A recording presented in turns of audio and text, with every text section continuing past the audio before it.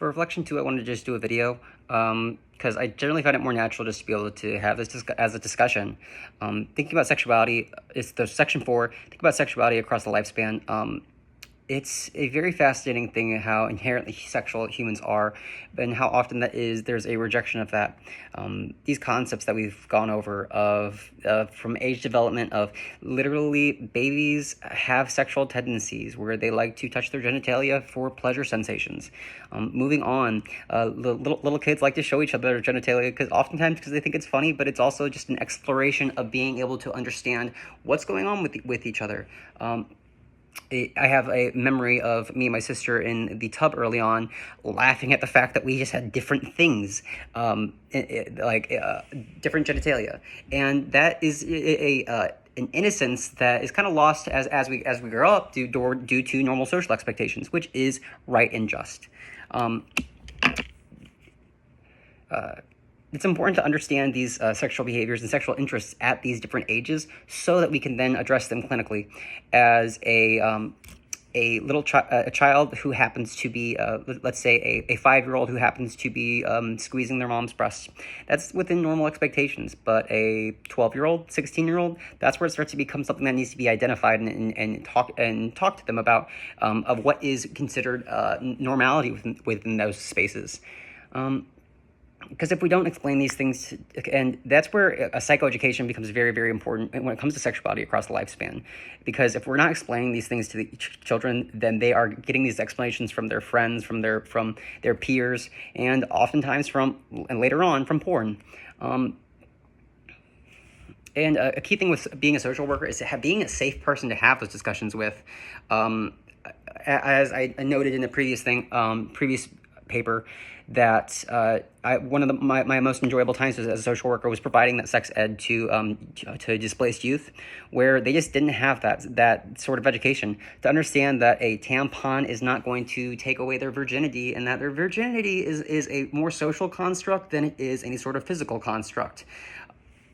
Moving on from section 4 to sexuality in adults. Sexuality in adults is something that can be explored and something that can be really beautiful.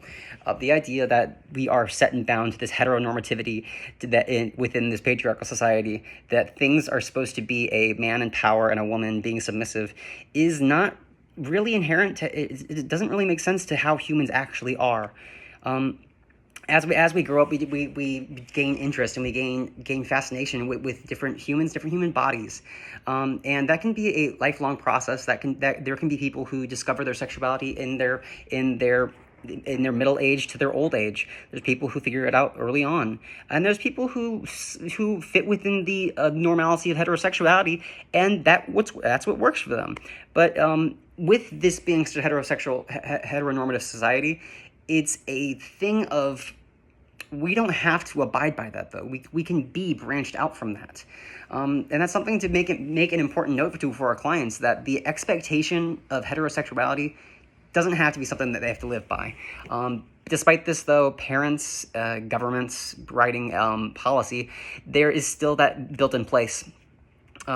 Within adoption and foster homes, it is easier for straight couples to adopt and hold foster kids than it is for queer couples. But the sexual identity that we can take on it then also aligns with gender identity, where if I identify as a cis man, and in that I feel what was assigned to me at birth was correct, but that's not the case for everyone, where it's what we have physically in our bodies, what can reflect our gender, but doesn't necessarily designate it. Because what is in someone's pants doesn't tell them what's a man and what's a woman. It's messier than that, and it's good that it's messier than that. Because as much as it's because being what a man is and being what a woman is a social construct entirely. Because my idea of being a man, I could say all men have beards and mustaches, and that's the requirement to being a man. But that doesn't make it the case for everyone else at all. That would be a weird framework for me to place upon others and expect them to fit into the lines of. I especially note this with the recent Olympics, where there is a boxer, and in blood testing they were able to realize that she has XY chromosomes. But the specific disorder that she has higher testosterone, yes, but she's likely able to still give birth. And in that, she identifies as a woman, she's lived as a woman, her sex organs are that of a woman. So who are we to tell her that she's not a woman because of blood testing? It's an oddity. It truly is. Along with the figuring out as people grow up their gender identity and their sexuality, because those generally do have to happen hand in hand. Where if I currently have a cis woman as a partner, and let's say theoretically that I thought myself as straight. I am queer myself, but if I decided that I am not a cis man, that I am for sake of discussion, a trans woman, my sexuality would then change because it's how it's perceived by the world and how people interpret it changes. Getting into section 6, which is on sexual assault and its consequences. About 1 in 4 women experience sexual assault, and it is a tragedy that it's not a daily discussion among the residents of the U.S. because it's that important. It truly is. When working with people that have been sexually assaulted, I think the big thing in discussion is power and control.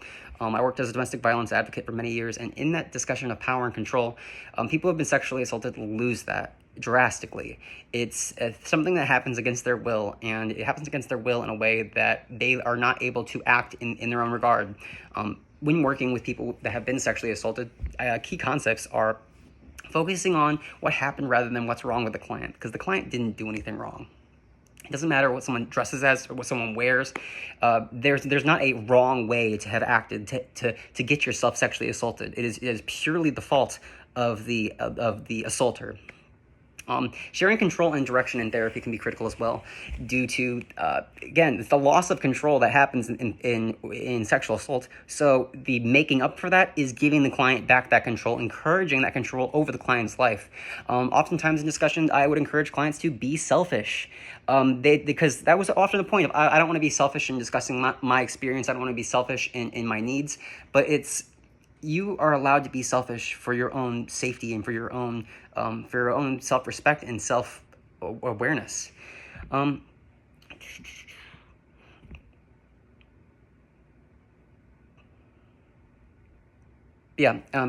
over, because I'm looking at the list from class, encouraging valuing their own needs, our own needs, our own ideas, and becoming the directors of our own therapy. And that's something that's critical for having this sort of therapy with victims of survivors of sexual assault, that they, oh my gosh, sorry, spacing out a little bit.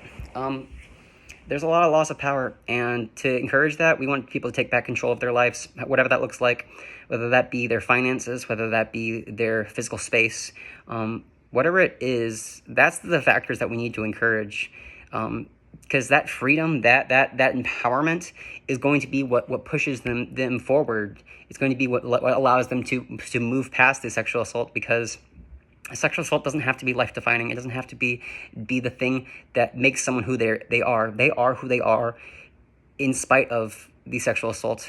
And while it is a changing experience, as any trauma is a changing experience, we move forward by empowering and realizing that wasn't our fault, and that we have the power to control that in our lives, to allow it to not happen.